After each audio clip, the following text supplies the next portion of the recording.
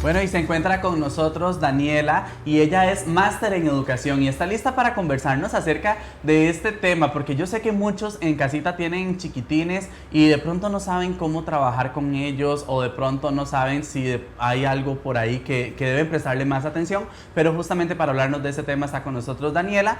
Y bueno, yo no sé, Dani, pero la estimulación temprana funciona para muchísimas cosas y a mí me gustaría que de una vez arranquemos con cuáles son los beneficios de la estimulación temprana. Bueno, en realidad, estimulación temprana en general, ¿verdad? Estimulación viene de la palabra activar. Entonces, ¿cuál es nuestra idea? Bueno, activar todas las capacidades que tiene el niño, ¿verdad? Y que él pueda ir de una manera óptima en su desarrollo. Parte de los beneficios, o en realidad los beneficios casi siempre van a ser que van enfocados en que cada área del desarrollo del niño se vea activada, como lo decía antes, ¿verdad? Para que esté bien. Por ejemplo, si estamos hablando del lenguaje, que vaya acorde a la edad que tiene, ¿verdad? Ahora tenemos muchos niños con trastornos en el lenguaje por todo este tema de la pandemia, por ejemplo. Entonces hay diferentes factores ambientales, ¿verdad?, que influyen en esto. Es importante saber, por ejemplo, que la estimulación temprana u oportuna, ¿verdad?, siempre nos va a dar diferentes beneficios también a largo plazo, no solamente en estas áreas del desarrollo, sino que también se ha demostrado que las personas adultas que llevaron estimulación en algún momento de las etapas tempranas tienen mejores habilidades blandas y funciones ejecutivas. Entonces, en realidad nos da también como beneficios, ¿verdad?, en la etapa de la adultez. Nosotros, digamos, también hoy en día podemos ver un reflejo de los que fuimos estimulados o no en muchísimas características, ¿verdad?, o situaciones. Por ejemplo, muchos de nosotros con respecto a la parte de lectoescritura, muchas veces comenzamos a leer un texto y si yo te pregunto, mira, ¿qué decía el texto?, te tenés que volver de nuevo a leerlo, ¿verdad? Y muchas veces fue que faltaron esas bases, esas herramientas para que se diera bien ese proceso de lectoescritura. O probablemente aprendiste con el método silábico como casi todos los costarricenses, ¿verdad? Entonces, lamentablemente no tenemos esa parte de comprensión lectura como debió haberse adquirido. Entonces, en realidad tenemos muchas secuelas también, ¿verdad?, en la adultez por esa falta de estimulación o sobreestimulación como tal.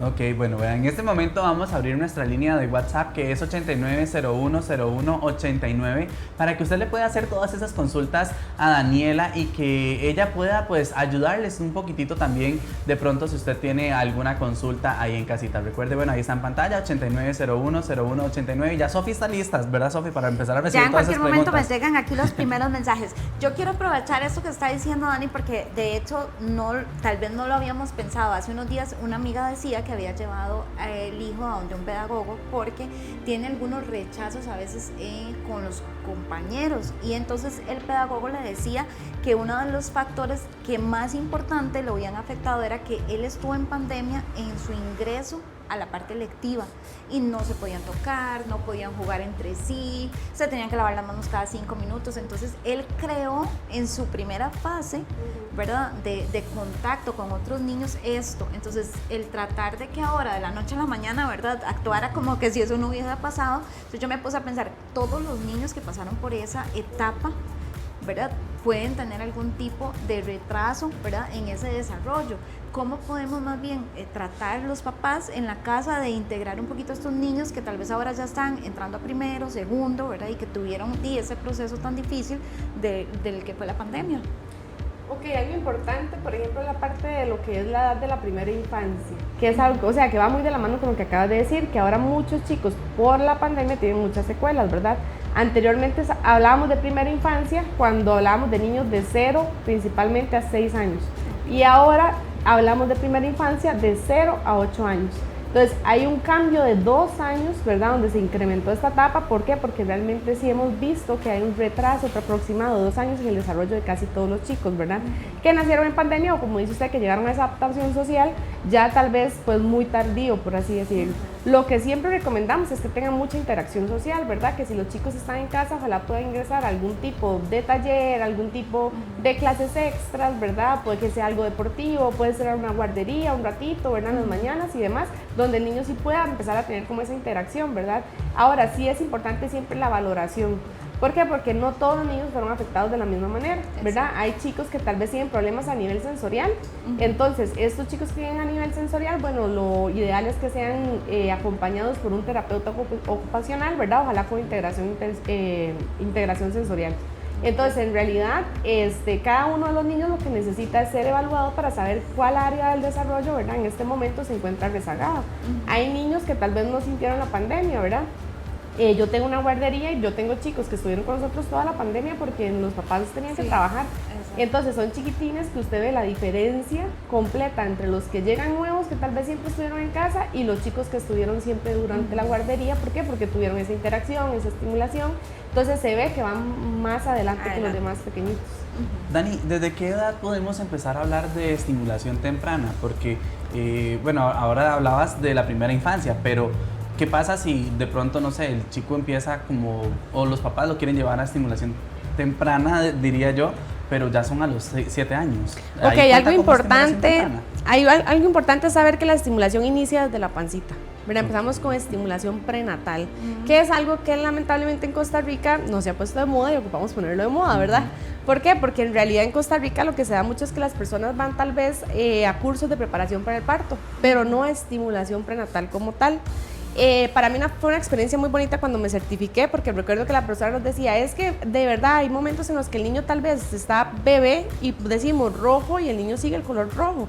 Y yo decía, pero ¿cómo si en la panza? Entonces yo no le encontraba como cierta lógica, ¿verdad? Yo decía, esta señora creo que ya voy a salir corriendo de aquí. Creo que me estafaron. Sí.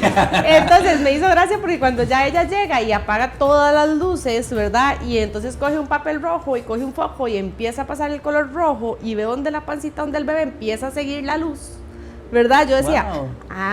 Ya ahora entiendo cómo se puede haber llegado el mensaje hasta la pancita en ese sentido de los colores, ¿verdad? Entonces, en realidad, desde la parte prenatal es importante tener esa estimulación, ¿verdad?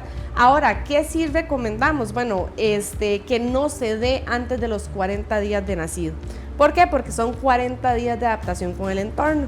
Si es un niño que ya lo que está recibiendo es una intervención temprana, una atención temprana, porque es un niño que ya nace con una condición o una alteración en el desarrollo, pues obviamente desde el día 1 empezamos terapias. Pero cuando hablamos de una estimulación temprana en un niño que no tiene ningún tipo de condición, lo que siempre le decimos a los papitos es, imagínese usted cuando salió de la pancita de mamá, ¿verdad? La cantidad de luces, la cantidad de sonidos, la cantidad de estímulos, nadie me tocaba, ahora me toca todo el mundo, me toca la ropa, hay muchas cosas a las que el bebé tiene que acostumbrarse y adaptarse. Entonces, siempre pedimos o recomendamos que sean esos 40 días de adaptación para que el bebé pueda como asimilar, ¿verdad? Todo lo que tiene que ver con su medio. Ok, ahorita mencionabas algo que me llamó mucho la atención y es que a veces cuando son chicos que tienen alguna condición, pues sí se les empieza la terapia de una vez. Pero si no tienen ninguna condición, también pueden empezar a recibir estimulación temprana. En realidad la estimulación está hecha para eso. ¿Por qué? Porque digamos, por ejemplo, mi papá era uno que me decía, ¿para qué estudiar estimulación? Eso cuando yo estaba pequeña no existía. Y yo decía, papi, sí, pero vea la manera en la que, como yo jugaba pequeña. Mi hermana era una que mis papás tenían un supermercado y yo le decía, ya usted la tenía en una caja con tomates y solo ahí estaba que te estimulaba con los benditos tomates, ¿verdad? Entonces yo le digo a ellos, entendamos que antes teníamos todos esos factores del medio que nos estaban estimulando. Yo creo que todos los que estamos aquí en algún momento jugamos con pasteles de tierra y comimos tierra y hicimos todo ese tipo de interacciones con el medio. Entonces, eso ya los chicos no lo están teniendo, ¿verdad? La mayor parte de casas hoy en día ni siquiera tiene un patio. Muchos chicos viven en torres, no tienen como esa parte, digamos, que es necesaria en el hogar, ¿verdad? No tienen esa libertad que tal vez nosotros teníamos. Nosotros salíamos tal vez hasta con 3 años a veces a jugar con el vecinito ahí en la acera y las mamás vigilándolo a uno, pero usted jugando con el vecino y subiéndose en los palos de jocote ya un poquito más grandes y demás.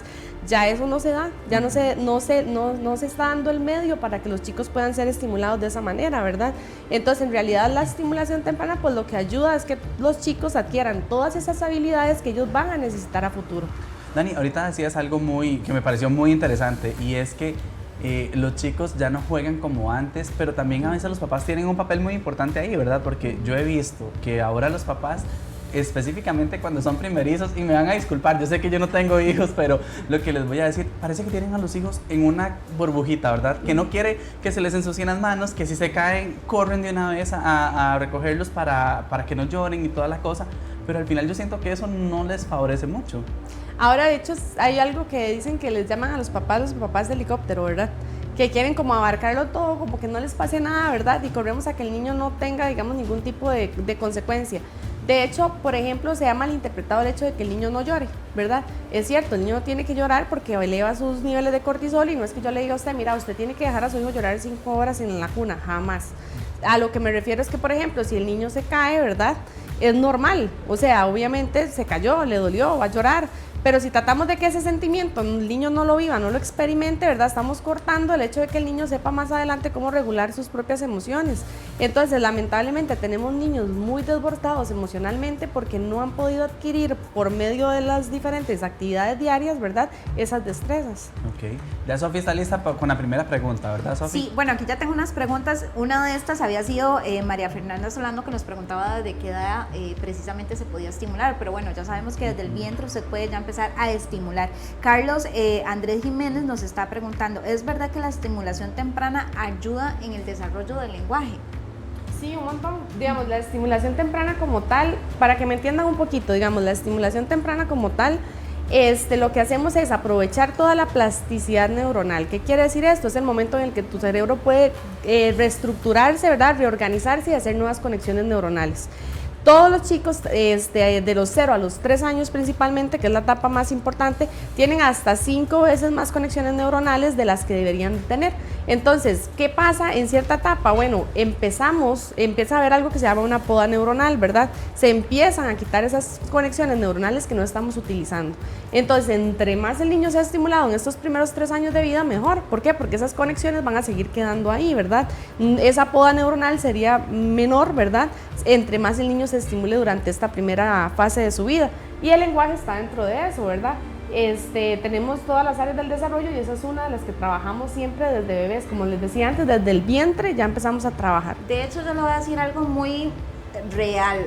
Los niños ahora, uno dice, vienen con un chip, ¿verdad? Porque tal vez nunca han agarrado un teléfono o lo que sea y ya les llama la atención. Claro, yo el otro día sacaba de conclusión, bueno, una mamá que constantemente está usando el celular y que incluso trabaja con el celular, usted ve esos chiquitos, o sea, en mi casa hay una pequeñita y un día llegó y agarré el teléfono y empezó a hacer así y yo dije, por Dios santo, ¿verdad? ¿Cómo puede ser esto? Pero llegando a la conclusión de que también esto es una manera de estimularlos, ¿verdad? El efecto que también tiene el teléfono y demás, ya viene como con ese chip súper cargado. Entonces yo creo que eso es muy verídico de lo que estás hablando. Ahora, por ejemplo, con respecto a lo de la tecnología, también es un tema delicado. ¿Por qué? Porque no se recomienda ningún tipo de dispositivo antes de los 3 años. Exacto. ¿Verdad? O sea, el cerebro del niño todavía no está lo suficientemente maduro como para poder asimilar diferentes cosas o diferentes estímulos que nos da la tablet, nos da el teléfono. Por eso es que me impactó a mí tanto cuando la vi, porque yo vi que llegó y me agarró el teléfono y yo, tengo ese teléfono. Y yo dije, ¿cómo hacen, verdad? No solo el hecho de verlo uno. Yo me imagino que esta estimulación de la que estás hablando vos tiene mucho que ver. De hecho, hay una chica que nos pregunta aquí, Ana Lucía Vargas, nos comenta, dice, tengo un bebé de 8 meses, ¿cuáles son las mejores técnicas de estimulación para fortalecer sus habilidades motoras, por ejemplo? Ok, en el caso de 8 meses, bebé ya estaría empezando un proceso como de arrastre o de gateo, ¿verdad? Es lo ideal. Ya debería estarse pidiendo por lo menos, como te digo, ahí ir como en ese proceso. Entonces, en realidad, bueno, actividades que sí en general podemos recomendar, por ejemplo, es que mamá se ponga con él, ¿verdad? En el piso y con un sonajero empiece a moverle el sonajero para adelante para que él trate de alcanzarlo. Ahora, esto siempre y cuando ya bebé tenga un control de cuello, ¿verdad? Hay diferentes cosas previas.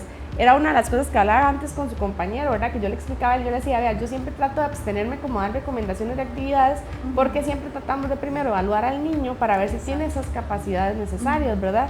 ¿Qué nos ha pasado? Y bueno, es el por qué en algún momento se creó la Asociación Costarricense de Estimulación Temprana y Desarrollo Infantil y fue porque tenemos muchos niños con secuelas por una mala estimulación o sobreestimulación y mucho de eso es que se les está adelantando etapas. O sea, es cierto que cada niño tiene su propio ritmo, tenemos signos de alarma que nos dicen, mira, qué extraño que ya en esta etapa no se esté realizando esto, pero en realidad cada niño tiene su propio ritmo y el problema de una persona que esté dando estimulación sin conocer la parte de neurodesarrollo, desarrollo del niño como tal, ¿verdad? Es que puede traer secuelas a ese desarrollo, ¿verdad? Vamos a adelantar etapas que no deberíamos de adelantar. Dani, algo importante, Isaac, también es esto que está tomando en cuenta Daniela, la importancia de no sobreestimular, porque también eso es algo que afecta a los niños y principalmente tiene que ver con tener actividad con aparatos dispositivos, ¿verdad? O televisión, hay mamás, ¿verdad? Que lo sientan en el coche 3 horas y ponen la tele y se ponen a hacer cosas, pero esto sobreestima también al niño. Que de hecho yo creo que eso es todo un tema, yo creo que eso es todo un tema y yo creo que nos daría chance para hablar en toda una entrevista también porque Justamente yo conversaba con Dani antes de entrar en cámaras acerca de la sobreestimulación y Dani me explicaba ciertas cosas, ciertos factores que de verdad tenemos que tenerle muchísimo cuidado, pero yo creo, Dani, que esto nos va a servir para dejar de una vez una invitación hecha para una próxima entrevista. Con mucho gusto. Porque de verdad yo creo que en casita la gente debe estar también así súper pegada y súper pendiente, poniendo atención a todo esto de la estimulación. Tal vez para ir finalizando, hacernos como un resumen en unos 30 segundos acerca de la estimulación y los beneficios. Bueno, como les decía antes, la estimulación temprana como tal, ¿verdad? Siempre va a traer muchos beneficios a nivel del desarrollo del niño, desde su área de lenguaje, su área social, su área motriz, su área cognitiva también, que nos va a traer no solo beneficios a corto plazo, sino también a largo plazo, como les mencionaba antes, ¿verdad? En su etapa de la adultez, son chicos que toda esta parte de las habilidades blandas, del control emocional y demás, se ve sumamente reflejado y que es beneficioso, ¿verdad? Como les decía antes, no solo en la niñez, sino que por el resto de su vida. Ok, perfecto. Bueno, recuerden que ella es Daniela Rodríguez, máster en educación, y la pueden encontrar en su WhatsApp 7264-9038, también a través de su página en Facebook como Academia Costarricense de Educación o en su página de Instagram @ACE Academia CR. Dani, muchísimas gracias por estar con nosotros. A ustedes.